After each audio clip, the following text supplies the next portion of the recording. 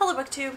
Hello BookTube, it's Leah Cooper here, and today I'm bringing you my May wrap-up part 2. So I'm going to do this really quickly because my battery on my camera is dying. Now, if you're interested in the things that I read in the first half of the month, I will link that video in the cards above. Go ahead and check it out. I read some pretty good things in the first half of the month, and I read some pretty great things in the second half of the month, so let's jump right in. So the next thing I finished in May was Stratagem by Yoon Ha Lee. I have a full review of this book. I will link it again up in the cards, and you can go ahead and check that out. It's coming out in the second week of June, I believe.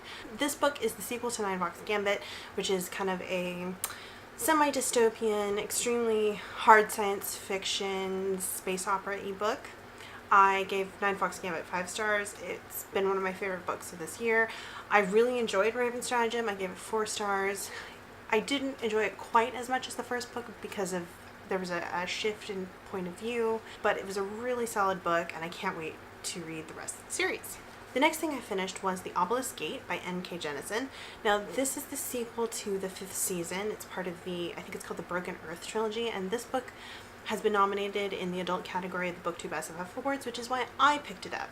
I gave this book, I think, 4.5 stars. I really loved it. I enjoyed it much more than the first book. The first book, I did like. I gave it like 4 stars, but it took me about 150 pages to get into it, and I didn't have that problem with the second book because it was about characters that I already knew. N.K. Jemisin's plots are just so amazing. I love to see the way she weaves everything together. This trilogy is one that I think would bear to be reread, and I really wish that I had had the forethought to take notes on the first book while I was reading it, because I think there's just so many layers to this series and so much gets revealed as you go along that I think it's sometimes hard to know what things to pay attention to just because there are so many layers. Overall, I'm really loving it. I can't wait to see how she concludes the trilogy, and I'm really excited to read that one. I think it's coming out in August or September, and yeah.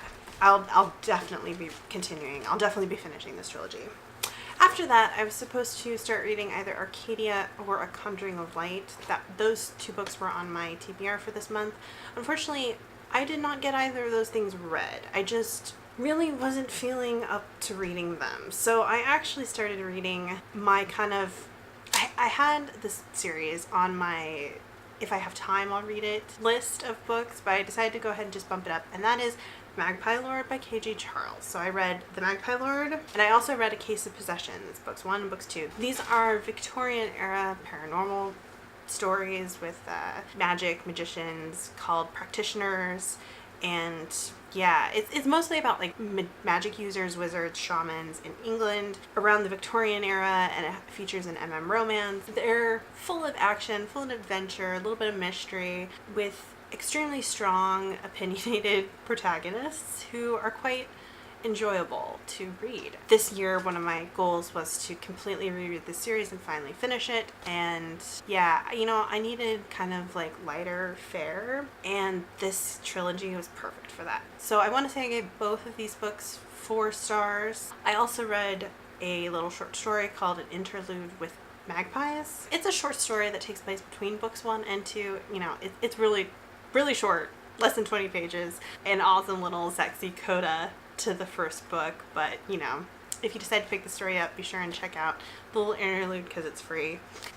And then of course my camera died, because why wouldn't it? So the last thing I read in May was the Subterranean Press anthology. This is kind of like a best of collection from Subterranean Press of short stories previously published with them, coming out in August, and I decided, since there were 30 short stories and 31 days in the month, that I would basically read 1 short story a day. So when I rate short story collections, I always rate each individual story on its own merits, and then I average all the ratings together for the total rating I give the book. So the average rating I gave this book is like a 3.7. I think on Goodreads I rounded it up to a 4. I think I'd only actually read 1 of the authors in this collection. About a third of it were authors that I would definitely read more from, that I'll probably look for to see if they have other books. 1/3 of the collection was just not to my taste, so they were well written, but I just didn't connect with them. And then about 1/3 of the collection was just really boring, to be perfectly honest. And